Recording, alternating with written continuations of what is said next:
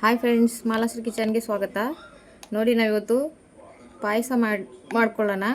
ಕಡಲೆಬೇಳೆ ಪಾಯಸ ತುಂಬ ಚೆನ್ನಾಗಿರುತ್ತೆ. ನಿಮ್ಮ ಮನೆಗೆ ಯಾರಾದರೂ ಗೆಸ್ಟ್ ಬಂದರೆ ದಿಢೀರಾಗಿ ಮಾಡ್ಬೋದು. ಅದನ್ನು ಹೇಗೆ ಮಾಡೋದು ನೋಡೋಣ ಬನ್ನಿ.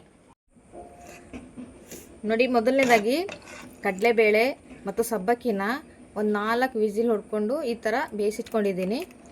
ನೋಡಿ, ಇಷ್ಟು ಬೆಂದರೆ ಸಾಕು. ಇವಾಗ ಅದನ್ನು ಒಂದು ಪಾತ್ರೆಗೆ ಹಾಕೊಳ್ಳೋಣ.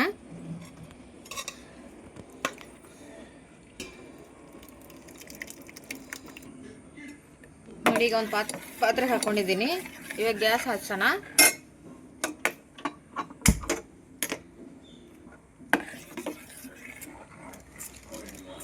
ಲೋ ಫ್ಲೇಮಲ್ಲೇ ಬೇಯಿಸ್ಕೊಳ್ಳಿ. 1 ಕಪ್ ಕಡಲೆಬೇಳೆ, 1 ಕಪ್ ಸಬ್ಬಕ್ಕಿ ಇದೆ. ಅದಕ್ಕೆ 400 ಗ್ರಾಮ್ ಬೆಲ್ಲನ ಹಾಕೊಳ್ಳೋಣ.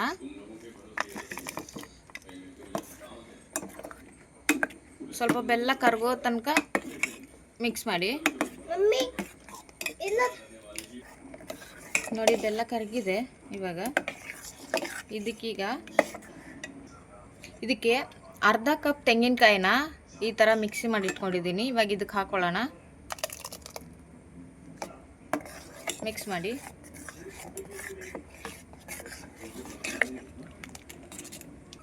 ತೆಂಗಿನಕಾಯಿ ಹಾಕಿರೋ ಬೌಲಿಂದ 1 ಕಪ್ ನೀರು ಹಾಕೊಳ್ಳೋಣ.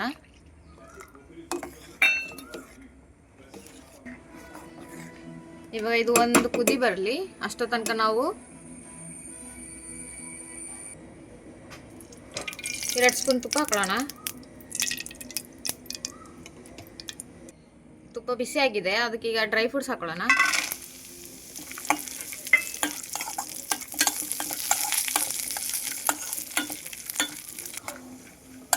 ನೋಡಿ, ಇದು ಫ್ರೈ ಆಗಿದೆ. ಇದೊಂದೊಂದು ಬೌಲಿಗೆ ತಗೊಳ್ಳೋಣ. ನೋಡಿ, ಕುದಿ ಬಂದಿದೆ. ಇದಕ್ಕೀಗ ನಾವು ಇದಕ್ಕೆ ಡ್ರೈ ಫ್ರೂಟ್ಸ್ ಹಾಕೊಳ್ಳೋಣ.